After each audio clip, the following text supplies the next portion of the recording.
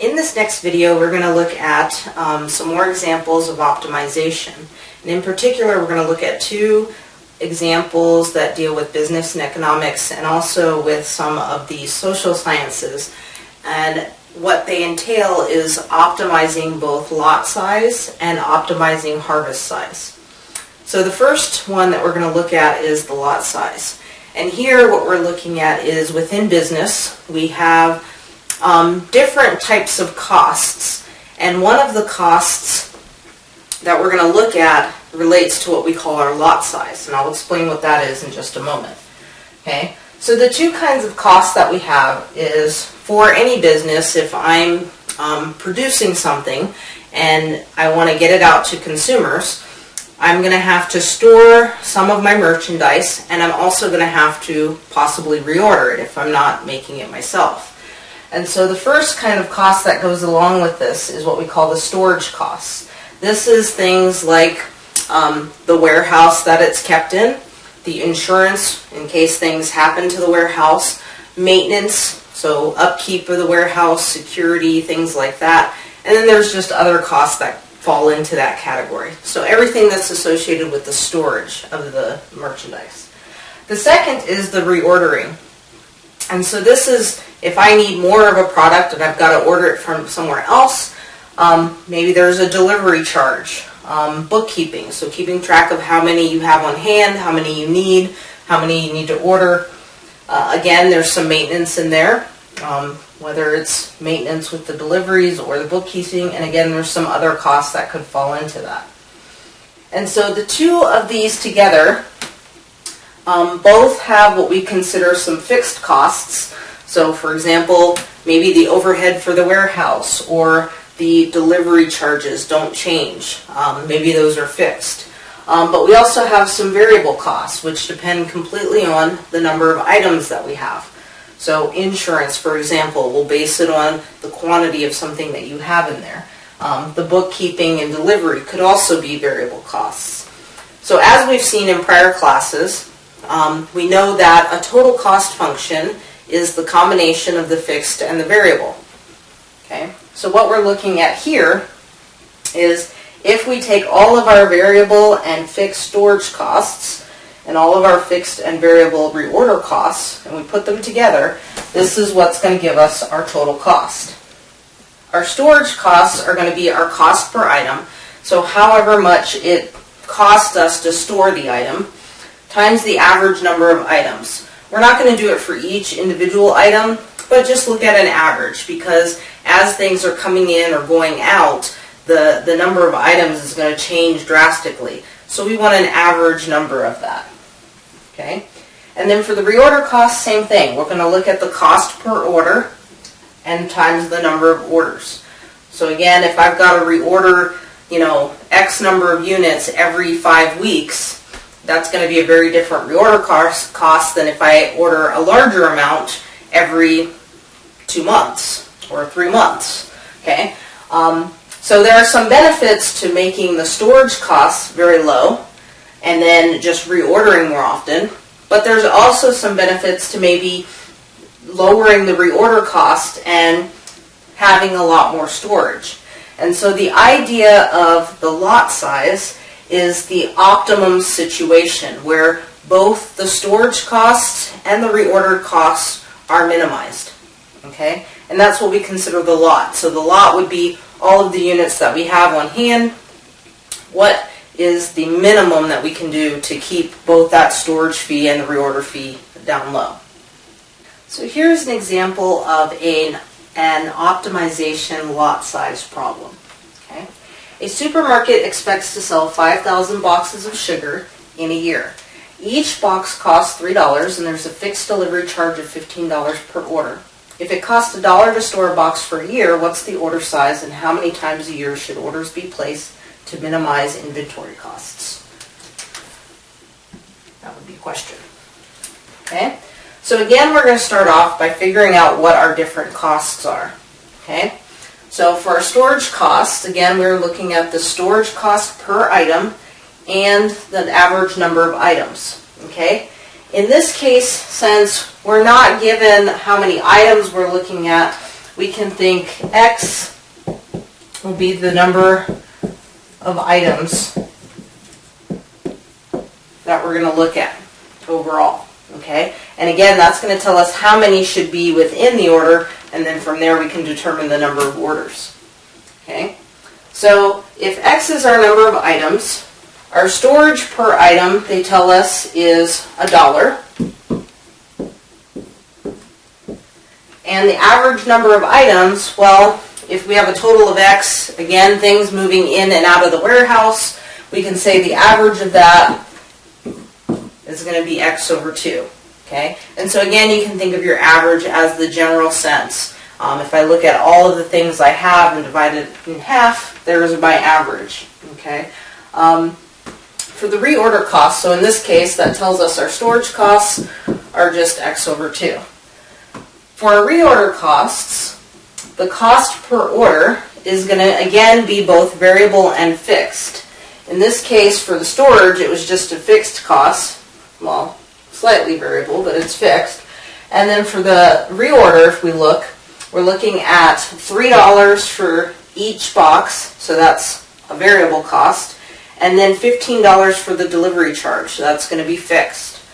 So for the cost per order, we're looking at 3 times the number of units, so the cost per unit plus the delivery charge.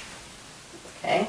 And then for the number of orders, well, the number of orders is going to depend on how many we expect to sell. So in this case, the supermarket is expecting 5,000 to sell,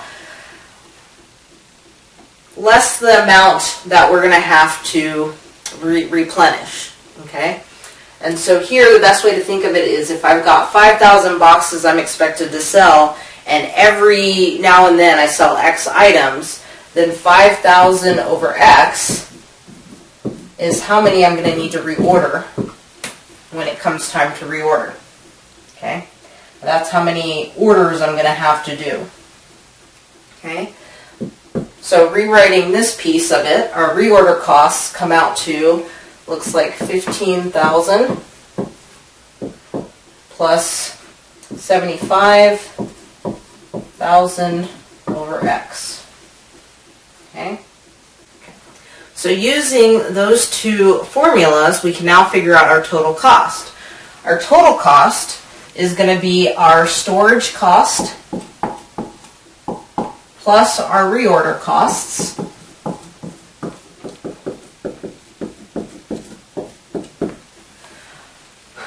adding those together, that gives us our cost function. Okay? Once we have the cost function, then so we'll call that our C of X. So to optimize, just like before, we're going to take the derivative. So in this case, C prime is going to be a half. The 15,000 is going to go to 0.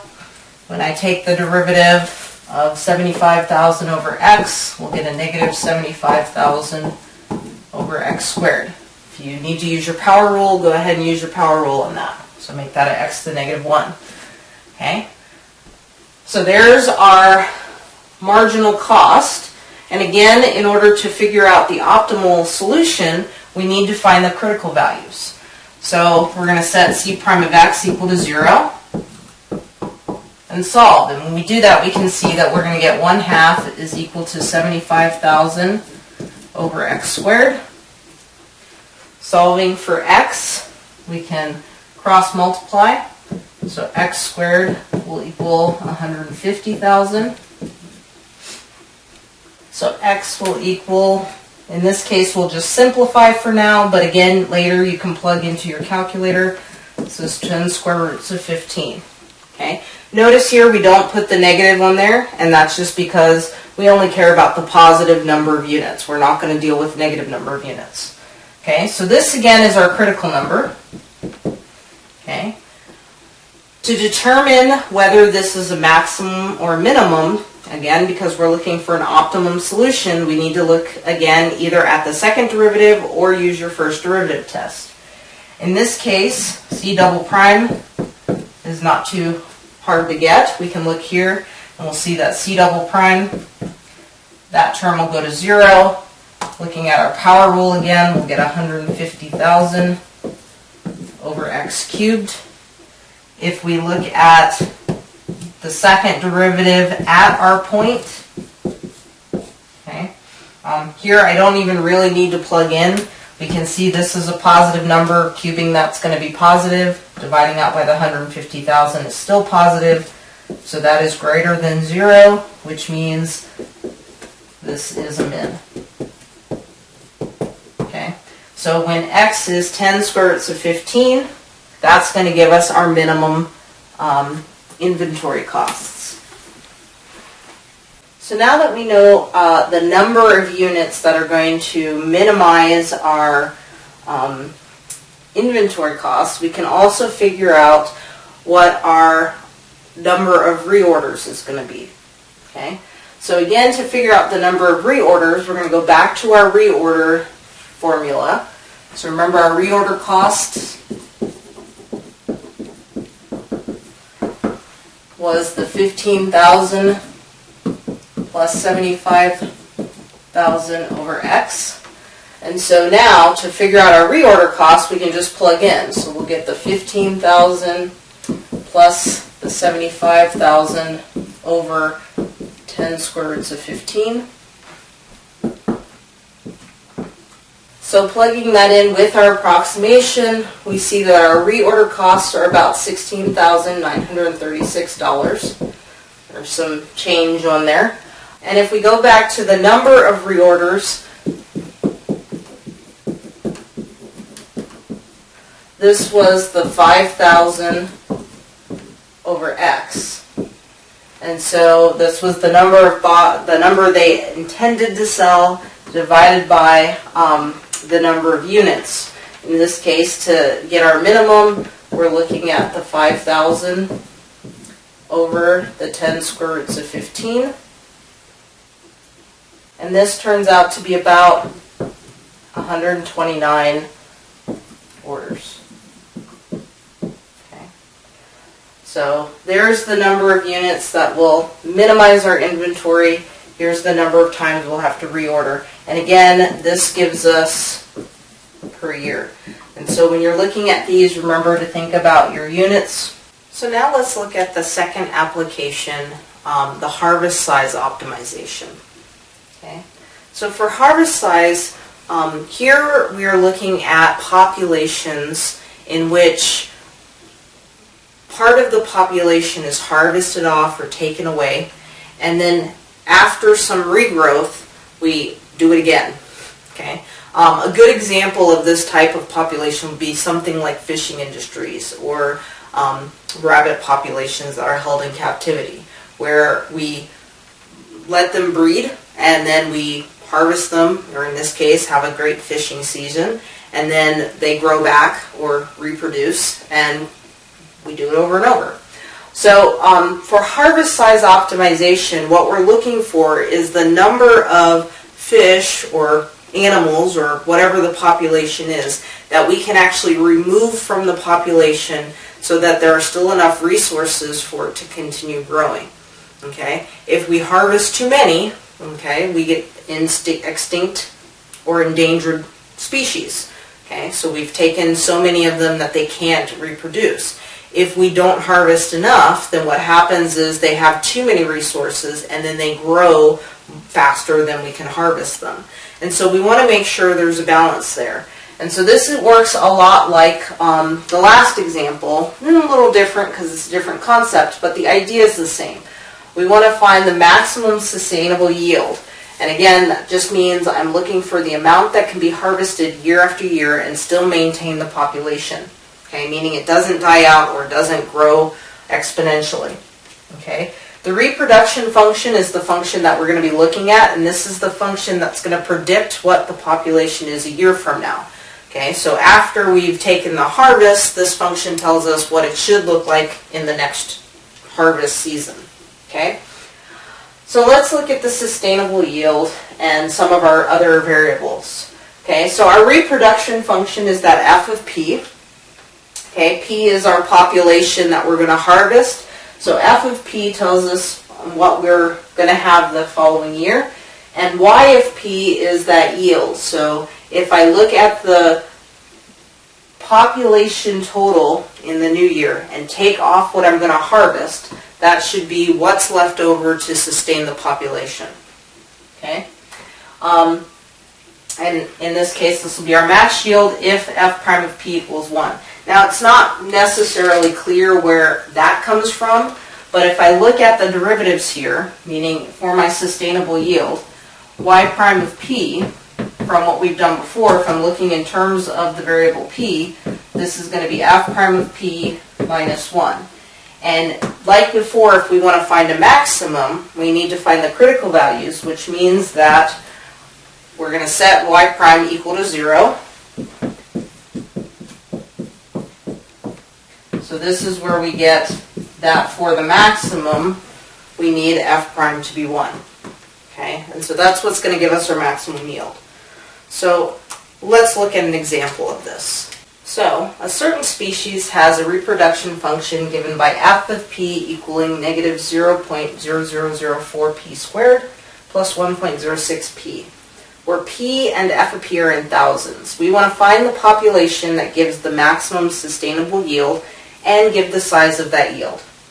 Okay? So from what we were just talking about with the formulas, we're already given the reproduction function. So if we look at our yield, so y of p, this was our f of p minus p, which means we're going to take that function, so the negative 0.0004 p squared, plus the 1.06 p, and we're going to subtract off p. Okay? And all that does is basically lessen that linear factor. Okay? So there would be our yield function. Okay? So to get our maximum yield, now if you remember what we said, getting our maximum yield, we're setting y prime equal to 0 or f prime equal to 1. F prime,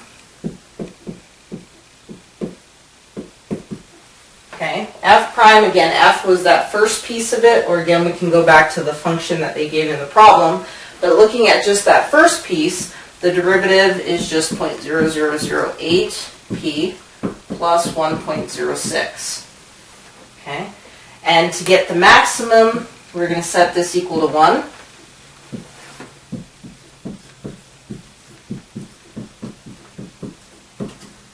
And solve for p.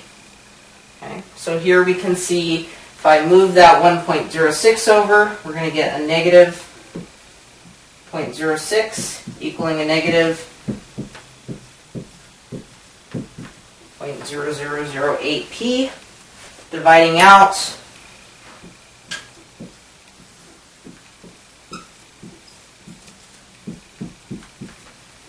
and then we can simplify that a little bit. So looks like 600 over 8 or 75 will equal p. So this p tells us the population that we can harvest and still get a sustainable species. So now, to answer our question, we want to define the maximum yield. We know that 75 will give us a max because we've basically set the derivative equal to 0, and we can do a second derivative test if needed. Notice here, if I look at the second derivative of our f of p, we get negative 0.0008, which is constant, so it doesn't matter what p I put in there. This will always be negative, so I think concave down. So we're going to get a max.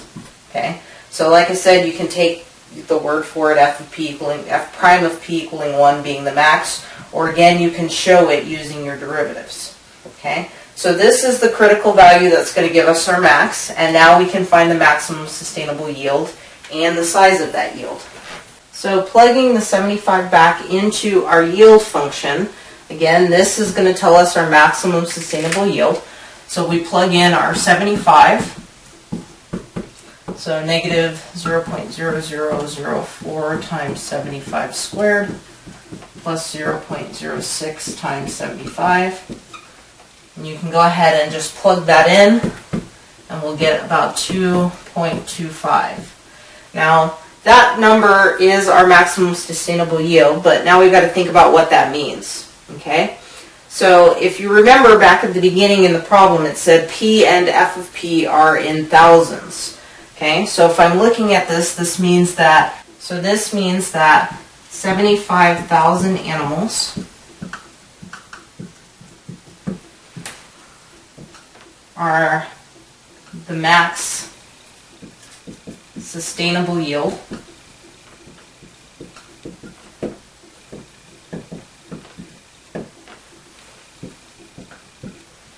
And 2,250, so again thinking in terms of thousands, is the max yield.